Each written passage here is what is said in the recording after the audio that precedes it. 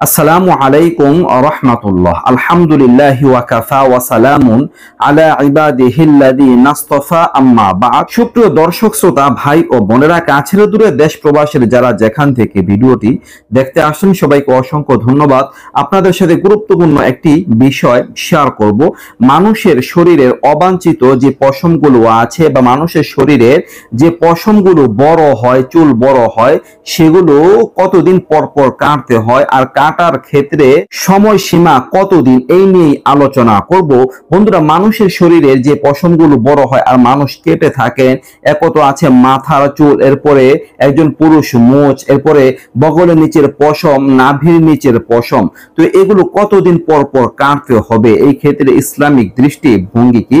এই যে মোচ আছে, বগলের নিচের পশম আছে, নাভির নিচের চুল আছে, এগুলো কাটা, এগুলো পরিষ্কার করা হচ্ছে ফিতরতগত সুন্নত, মানুষের সৃষ্টিগত সুন্নত। সমস্ত নবী রাসূলগণ আল্লাহ পাকের নিকট ভাজন বান্দা বান্দিগণ এগুলো কাটতেন, এগুলো সুন্নত হিসেবে তারা পালন করতেন। তো দর্শক, পাঁচটা বিষয় ফিতরত মানে স্বভাবজাত, এমন পাঁচটা বিষয় রয়েছে, আরো অনেক রয়েছে অন্যান্য হাদিসের মধ্যে। এর মধ্যে একটা হচ্ছে খতনা করা, 2 নাম্বার হচ্ছে নাভি নিচে লোম পরিষ্কার করা, 3 নাম্বার হচ্ছে নখ সমূহ কাটা, 4 নাম্বার বগলের পশম তুলে ফেলা এবং মোচ কাটা। তো এগুলো হচ্ছে স্বভাবগত একটা বিষয়, এগুলো বড় হলেই কাটতে হবে।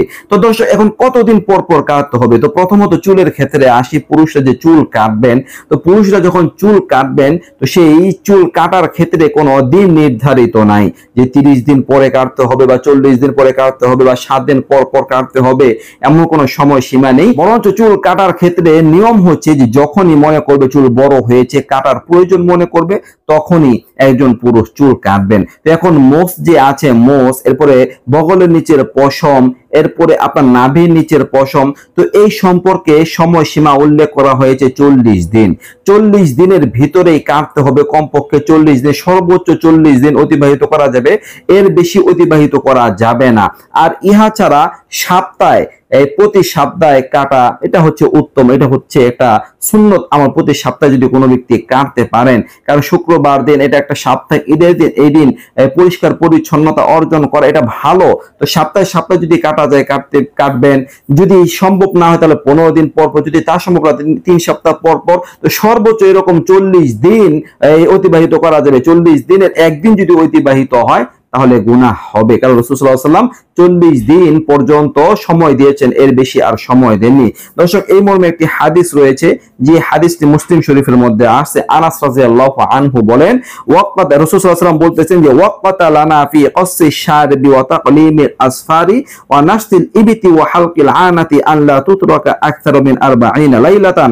আনাস রাদিয়াল্লাহু আনহু বলেন, রাসূল সাল্লাল্লাহু আলাইহি ওয়াসাল্লাম আমাদের জন্য গোঁফ খাটো করা, নখ কাটা, বগলের লোম তুলে ফেলা, নাভির নিচে লোম পরিষ্কার করার সময় নির্ধারণ করে দেওয়া হয়েছে, আর তা 40 দিনের অধিক ছেড়ে রাখা যাবে না, এরকমটি বলেছেন।